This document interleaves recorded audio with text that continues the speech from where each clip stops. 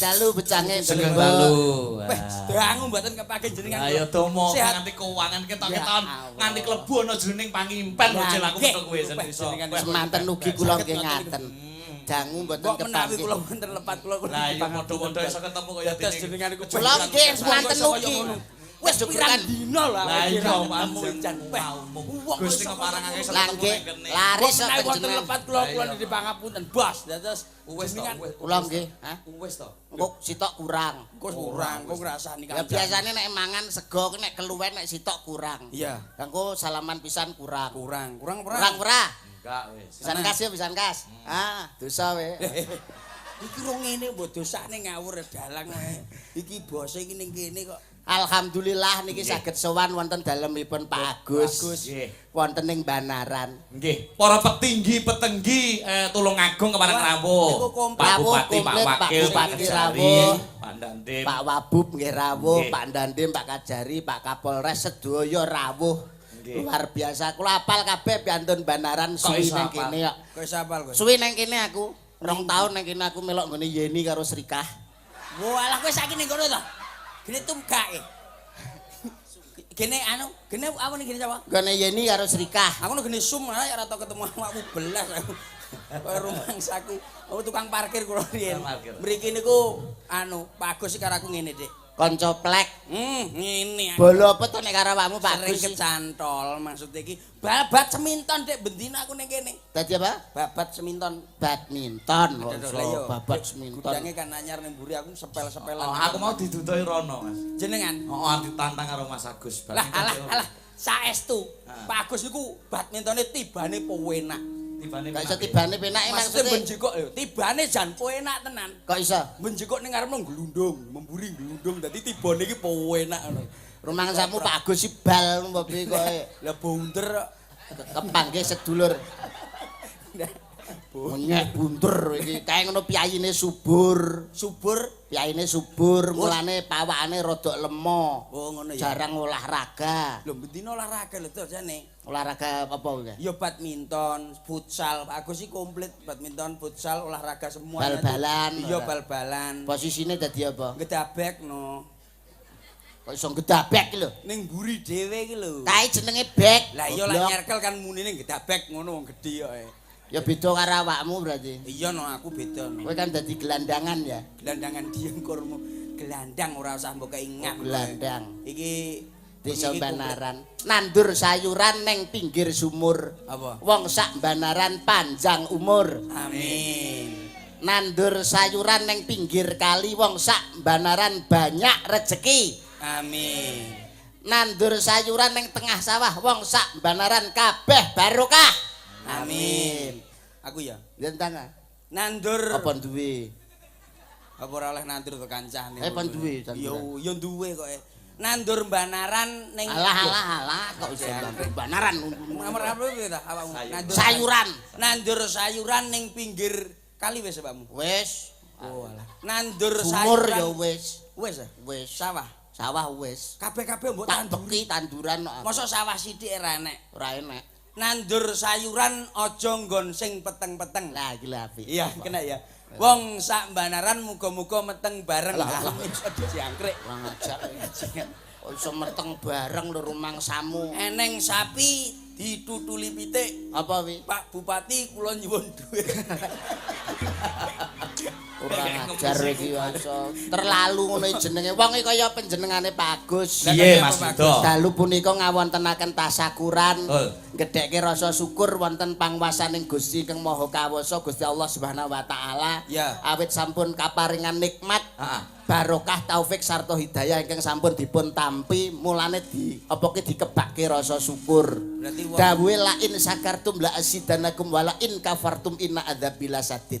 apa Dik? Sok sapa sing gedhekke rasa syukur marang pangwasaning Gusti bakal ditambah nikmate. Sok sapa sing kufur ora gelem mensyukuri nikmating Gusti sak temene adab Gusti sangatlah pedih. Mulane syukur iki penting. Maksudnya syukur. Tur wong syukur kuwi landasane kudu ikhlas. Al ikhlasul ruhul ibadah. Wong ikhlas iki roe wong ibadah iki ikhlas. Berarti kaya ngene Ya iki Pak Agus ki ikhlas ki mesti swarga cadangane. Apa meneh sing rawuh sakmene mbane, dawuhe para kiai, dawuhe para pinter, dungane wong 40 padha karo dungane wali siji. Nek sing rawuh sakmene kae wali pira sing ndongakno Pak Agus. Ki mesti kasembadan sing dijangka mesti bakal kasembadan. Wong sing penting ikhlas ngono. Ikhlas.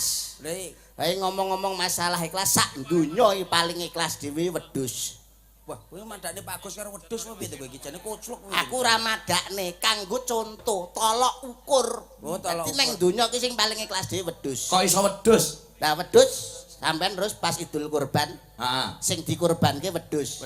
Sing entuk pahalane Ya sing ngurbanke. sing ngurbanke. Tahu wedhus sing njaluk, aku bagai saiki pahalane. Ora tahu ta? Berarti sing paling apa? Ikhlas dhewe wedhus. Lah jenengan sing ikhlas napa? Lah jenengan ngertos. Wong menungso nggih. Ora menungso kabeh, apa ae. Lho aku ya ora wedhus no. Apa? Aku malah sapi wedok.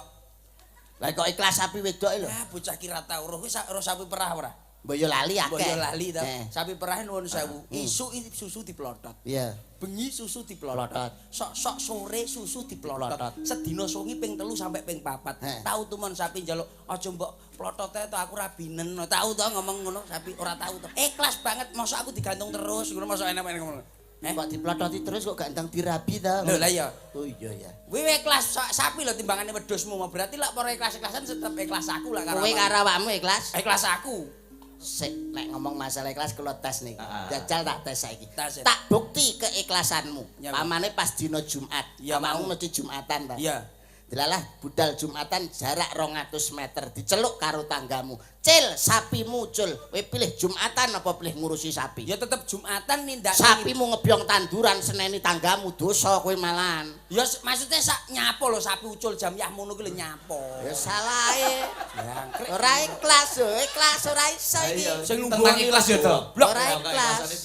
Ya tetep nindakne Jumat. Tandurane tanggamu entek kowe diseneni pangani sapimu. Lah ya sapine ya piye terusan awakmu apa iso? Lah ya bisa dong aku kok iso. Tate kok iso tenan? Oke. Kowe wong ikhlas tenan. Ikhlas. Saiki umpamane dina Jumat, sapimu Jumatan. Aku sing Jumatan goblok kowe iso. Ngono ya Sing Jumatan aku. Awakmu Jumatan dina Jumat. Oke. Ya ta? Mari ngono let Aku. mlaku 2-3 jangkah diceluk tanggamu. Do, sapimu ucul, apa sing mbok lakoni? Aku tetep budal Jumatan. Sapimu ngebyong panganane tanggane. Ora iso. Lho, sapimu piye? Sapine sapa? Wamu. Sapa sing duwe sapi? Wong aku ora duwe sapi kok. Lho, piye bocah iki tuku wae?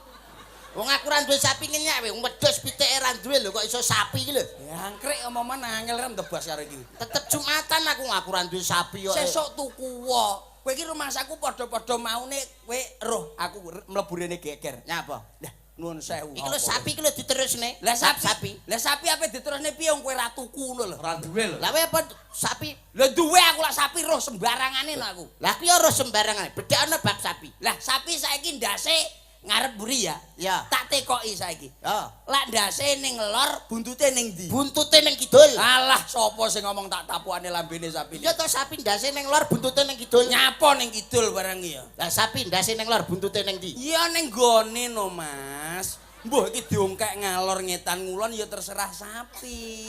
Nyapa lho ngurusi sapi kowe iki lho. Oh malah goblok aku suwe-suwe. Lah piye ta kowe iki omonganmu? Aku lek wis genah to lek ndase ning lor ki buntute ning Sapi lanang wedok. Ya. Ning kandang. Nyapa? Sikile pira? Ya sikile 8 no, sapi loro kok. Ah, ra iso. Sapi lanang wedok ning kandang sikile pira? 8. Salah. Lah pira? 6. Lah kok iso 6? Sapine kawin. Lah alah, jangkrik iki lho omonganmu. Kowe iki rumangsaku. Aku iki mau munggah rene iki wis kudu nesu ae ning karo. Sebabe iki lho ya ngopo. Lah nesu kan ada sebab musababnya to wong kuwi aja nganti. Ya ora ning ngono aku diremehne lho, Mas. Lah sing remehne sapa? Lah kula niku Ngomong aku sapa sing remehne ngomong aku mumpung aku ning kene. wani kowe. Sing ngomong sapa tak tapukane cangkeme. Lho, ora ning ngono. Aku tenanan iki, Mang. Napa? Kula lak teng nuwun sewu tenggen ana apa ki? Ning nggen ngarepe terminal. Aku lak tuku mie to ning kono. Delok mong. Tuku mie ning ngarep terminal. Lah kok metu mbuh apa kernet apa-apa Harapan Jaya. Harapan Jaya. Lah kok aku dituding-tuding ta? Piye? Boyo, boyo. Aku dituding-tuding boyo. Boyo jengkolmu menungso celuk boyo. Untung rata antem ki mau kernet ki mah. Aku wis nesu tenan nomor piro iki kok ngene wong tenan, banaran Mas. kok enek kaya ngene to yo. Aku nesu tenan wong dikoyok ngono ning umpamane awakmu dinyek asu-asu. Nesu to kowe. Aku dinyek boyo-boyo aku nesu no. Kernete piye? Loh, kowe aja meneng kowe. Aja ning kono. Mandek kok mudhun lak wani. Tak antemane aku ya ngono. Tak parani dhek mlayu. Sing salah iki kowe goblok. Lah nyapa? Boyo-boyo kowe karepe ra ngarani kowe boyo. Lah nyapa to? Kowe iki dijak ning Surabaya. Lho aku pengen banaran nek Surabaya piye to bocah iki? Aku ki ape rene goblok. Kowe iki ngerti apa ora to tanggapan ning kene genah bengi iki ning kene ning Surabaya golek diengkulmu apa piye kok? Aku ki tanggapan rene ora ning Surabaya. Omongan kok iso mulek. Lho iki aku Kowe iki lho ditawani bis. lho ngenyek kowe ning aku. Wong duit ora gablek bayarane mbuh iki pira ora ngerti ya. Nah kok kowe kok ngomong kaya ngono. Kowe ngenyek ning aku kowe. Kok nawani bis iki lho. Wong rene numpak ojek. Karepe kowe iki kon numpak bis. Moh aku pilih ojek celak cedak ngono kene iki cedak ora usah numpak bis. Jak ning Surabaya kuwi lho. Aku apa ning kene? Kowe iki ketoke kancane kondektur apa trek anu kowe kita. Iya. Kowe kancane kernet kowe kita. Wong goblok kok iso munggah panggung ngene iki jen. Lho aku ki nesu tenan lho Mas mulai mau sore mang. Kowe iki ditawani bis. Sing ape nuku ki lho sapa? Duwike sapa? Iki bayaran bengi ki rong karuan pira ora ngerti aku. Jane masyarakat nomor piro to kok goblok kok iso pitung kecamatan dipek dhewe. Piye ta? Piye? Kon numpak bis. Moh aku numpak ojek cedak terminal kene iki cedak. Kowe jane ngerti apa ora ta kowe? Kowe kancane sapa? Kowe kanca aku apa kanca kernet kae mang? Tak antemi dhewe lho kowe malah. Jel. Malah nesu, Kira-kira malah di anu kon nyupiri bis. Lah alah kok nyetiri bis. Numpak sepeda mboten saged nyetiri bis jenengan pripun ta jenengan niku? Lho kula niku tenan lho iki nesu tenan lho aku saiki. Lha tenan lagi aku Mas, aku nesu tenan mulai sore mau aku wisan koyo ngene iki kelakuan. Kowe iki dijak ning Surabaya, Nyaporono iki lho. ditawani bis. Lah alah malah rono. Kon numpak bis. Wah, gah, aku ki ape rene gede Pak Agus iki lho. Nyapa ning Surabaya ditawani bis iki lho. Ayo medun ayo. Lah nyapa? Gelut wong loro nang ngisor lho gelut. Aja nesu. Engkel-engkelan wong kok paling tidak di hadapan para penggede, di hadapan para petinggi itu tunjukkanlah kreativitasmu sebagai seorang seniman. Loh, seniman tidak monoton sebagai seorang seniman tapi berusaha wira swasta. Wong aja nganti kalah karo kodhok. Oh, betul kuwi. Piye to becah iki kocok apa piye to becah iki? Wong aja nganti kalah karo kodhok. Lah kok iso ta? Kodhok iso usaha kok. Usaha apa? Bakulan rokok. Lah kok iso? Lah rokok. Ya, Rokok. Rokok. Isin aku dadi kancamu tenan isin aku. Ora isin dadi anake kodhok ora isin. Ora isin aku dadi kancane. Rokok. Kowe iki nomor piro to jane? Kuwi ora rokok, kuwi rokok ngono. Kodhoke apa kowe? Wong kowe jek percil kok iso. Kodhoke apa kowe kok ngengkel iki lho. Kowe iki jek percil urung dadi kodhok. Ora ngono. Kuwi suarane ki rokok ora rokok ngono kuwi. Ngengkel lho ngejek percil lho. Kodhoke meneng ae kok. Kowe roh berarti kodhok. Ya ngerti ta? Kowe berarti sing paling pinter iki kodhok. Ya kodhok ya pinter bener usaha. Ya ora no. Apa? Sing usahae paling pinter saiki dadi tukang parkir ning daerah Tulungagung lak gone Cina malah kirik. Ora mungkin kirik kok tukang parkir Lah ora aku mungkin. golek lampu ning nggon apa kene iki Tulungagung. Wih di tukang parkir kirik muni hop aku langsung ngerem kik ngono di stop lho Dik. Hop ngono Dik Dang. Kirike muni piye? Hop. Salah goblok. Iki tak balik. Kae ora hub-hub. Tak balik. Kae guk ngono. Lah kirike apa kowe? Iya tak balik. Kirike apa kowe? Pinter kowe dadi kirik. Nyawa. Makasih, Dek. Iya ta. Wong jane dingono. Tapi tanah saestu lho anu bocange kiriki tanah yo kewan pinter. Lah kok iso pinter? Nek trimo karo wonge pinter kirik. Lah iya. Kirik lho basane pelipis. Lah kok iso? Nang nggon aku kan aku pas mepe bandeng gerih. Iya. Lah kok enek kirik liwat. Bandeng ku arep dipangan. Hah. Kirik tak bandem. Des. Sambat lho iso nganggo basa. Piye ta? Tak bandem des lho. Kenging. So kengeng. Lah pripun? Kuwi munine kaing. Kenal kok kena mau bandem kuwi mau. Ah, kirike apa kowe? Aku malah kena iki piye to? Oh, lah wong loro iki jeglongne aku ta jebule. Berarti pada dasarnya Pak Dewi iki rombongan kirik lah. Lah ora ning ngono kok. Ning kene. Tapi usaha. Lho, usaha kula saestu usaha. Wong kaya kowe kudu usaha. Kula ngeten Mergo iki. jagani wong ya wong seniman ki lak ora mesti rame terus. Sok kalau Enak mangsane sepine. sepi, Ora mungkin rame kaya mulut terak mulut kowe tanggapan sepi kene iki ora merongos nek gak duwe usaha. Lho ning omah tapi lak usaha aku, Dek. Usaha apa? Lho, aku usahane nuwun sewu teng Ngajeng Griya niku wonten sekolahan. Hah? SMP niku teng Ngajeng Griya wonten. Aku ngedoli cah-cah kuwi lho, Dek. Ngedoli apa? Cah cilik-cilik kuwi lho. Lho, seneni pae cah cilik-cilik mbok dol. Cah cilik-cilik kuwi lho tas ditere bapake to. Tas teko isuk ngono ki langsung tak dol. Oh, cekel polisi. Ngedoli cah cilik-cilik. Ngedoli cah cilik tak doli kuwi lho, Dek. Seneni pake to. Bocah cilik tak dodoli siji-siji. Senepe. Anu bakulan ngono lah wis. Ah, lek nek bakulan iki lho maksud aku. Nah, bakulan soto pikulan ge sarapan isu-isu. Bakulan apa? Soto pikulan. Lah wi ning cangkem ora remuk. Lah pikulan nek mbok soto lho. Wong daging akeh. Bakul soto sing dipikul kae lho. Oh, bakule lempok. Setruk kira-kira bakule. Setruk. Asam urat paling bakule ketae. Iya ta? Bakul soto sing dicrot-croti kecap. Lah iku lak raine dirubung semut. Iya tadi angel iki bocah. Wah ngerem to omong karo cah. Aduh. Bakul soto sing diiris-iris iki lho. Lah, wi mutilasi wi. Sing dikeceri jero. Perih ndahne yo. Perih. Bakul soto sing ning jero kuali kowe roh, Prat. Lah aku lak mbledos bakule mbeduduk. Angel momon karo cah sitok iki. Kowe roh bakul soto apa ora? Soto apa sih? Soto pikulan roh ora? Ya jelas eruh ta. Wis ngono kuwi pokoke ceritane wis. Timbangane rantek-entek ngono kuwi lah aku bakulan isuk-isuk ngono. Ngono dipamerni. Lah nyapa? Lah nek omahku kan Ngawi. Iya. Cedak karo Solo, cedak karo Klaten, Sukoharjo. Iya. Aku niru wong Sukoharjo. Apa? Bakul jamu no. Jamu apa? Jamu gendongan. Lah gendongan kok dige jamu apa kena? Ora wae kencur, jahe, gitu kunci niku. Anu bakul jamu sing digendong lho. Lah setruk bakule. Ayo tak balik wis saiki ya. Bakule setruk berarti ngene. Ngene lakune ya.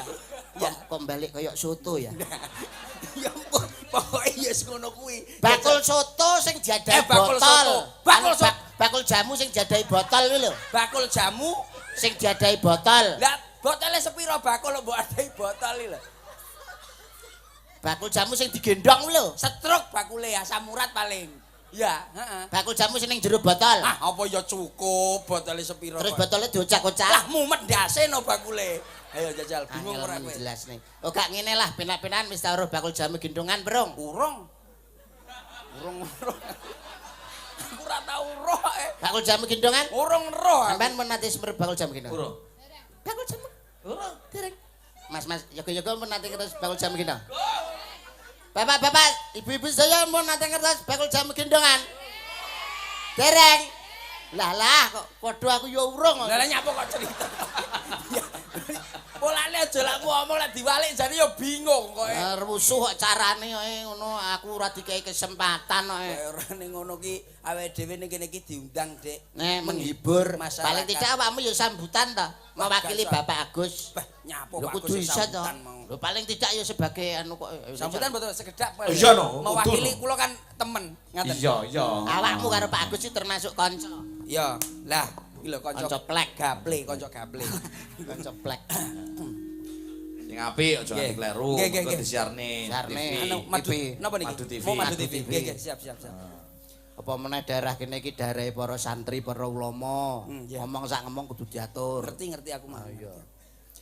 Tindak sapecak tembung saklimah jumangka ing suku iki kudu sarwa ngati-ngati aja nganti ngisin-ngisini aku sebagai temanmu. Iya roh. Ngono lho. Pak Agus ya bocah. Bocah kok iso mrilik malah tak remet kapok. Pak Bupati ya rawuh. Nggih wonten lha niku. Wakil. Wakil wonten komplit. Nganti kleru kan ngisi-ngisine. Nggih. Apa meneh warga masyarakat Banaran ki wis pengen ngerti apa to sing arep mbok utarakan apa yang kamu sampaikan. Iya wis. Lho aja nganti memalukan kowe karo kanca. Asal Kanca-kanca saka iki jan rumah aku tak tuwapuk tenan lampemu. Lah aku ngomong bareng kaya rumah aku kae. Para bapak-bapak, bapakmu akeh men. Lah piye to Mas? Maksudmu piye? Anak arisan. Bapak-bapak ning ngarep bapak-bapak nuwun sewu. Lah piye karepmu? Sing Kurang cikak. ibu-ibu Nek mik ning gerwandul ngono lah ibumu apa. pada malam hari ini Sing saya arani awan ya sapa goblok enek lampune ngene iki jelas bengi to bocah iki piye to iso angel aduh. oh angel karo Yuda. Saya di sini Sing arani ning Kalangbret ya sapa iki jelas ning nggo Banaran iki ning daleme Pak Agus, Dik. Ning daleme Pak Agus iki aduh angel aduh. Ora iso cak. terima kasih. Apa wis dikeki? Durung jane. Ya cok malah. Ora iso. Aku ki urung dikeki. Lho kok iso apa piye? Paling tidak sambutan aku bahasa Indonesia, aku bahasa Jawa, menerjemahkan. Apa iso aku bahasa Jawa? Ya paling tidak iki kan tamune ada yang dari Jakarta, ada yang dari Sulawesi, Kalimantan, Sumatera, tidak paham kamu yang menerjemahkan bahasa Jawa. Ora iso lho, Dek. Lho kudu iso. Bapak-bapak, ibu-ibu, Bapak-bapak kalian ibu-ibu, saya sebagai kepala desa, kula temriki dados ndase desa. Lah kepala ki apa to, Dik? kepala ndas, Lah ya desa. desa. Lah ya ndase desa to kepala desa. Ya tapi Ya anu lurah ngoten mawon. akan memberi hadiah. Badhe ngawonaken hadiah. Saya senang sekali Kula remen sanget bisa bertatap muka. saged tabrakan rai. Bertatap muka ya tabrakan rai to gak anu. Ya sakit pandeng-pandengan Oh, saged. dengan basa pandeng-pandengan ya apa enek. Aja angel-angel to kancane lho yang kudu iso dengan hadirin semua. Kalian panjenengan sedanten. Saya mau memberi hadiah. Kula badhe ngawontenaken hadiah. Hadiah yang pertama, Hadiah nomor setunggal, rokok Jarum 76. rokok dom 76. Cangkem basa iki. Basa dek iki ning. Wah lho Bos, apa sampeyan sing jawabne aku ora iso lho. Kudu iso Lah diperjelas. pane rokok dom 76 lho bos lambene koke.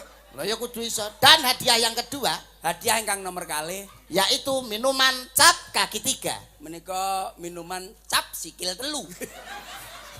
Itu wilati sikil sitak-sitak ngono ya. Iya. Dan bagi bapak-bapak Lan damel para bapak-bapak, jangan banyak-banyak minum gula mboten usah kakean minum gendis. karena kena penyakit Anu karena iki apa, Dek? amarga, Amarga kenging penyakit kencing manis. uyuh legi. Wah iso kencing manis uyuh legi ya, Dek ya basa Jawane. Dan bagi para ibu-ibu Lan kalian anu para ibu-ibu hati-hati ngatos-ngatos karena cuaca tidak menentu, amarga cuaca mboten tentu. bisa terjadi angin puting beliung. Saged dados pentil munten. Bacok kowe tak bacok. Wis ora usah omong-omongan karo awakmu. Alung aku karo sing seger-seger. 1 2 3 4. Wah, apik-apik to. Jene to. Iya ta, wong You